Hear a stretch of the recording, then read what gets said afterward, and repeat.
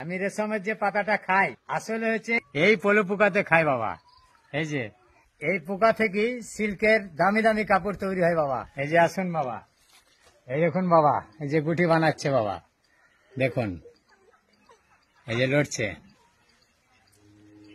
খুব ভালো করে লক্ষ্য করে দেখুন, ভিতরে পোকাটা লড়ছে। সিল্কের দামি দামি ড্রেস যেগুলো তৈরি হয় সে এই রেশম থেকেই তৈরি হয় বাবা।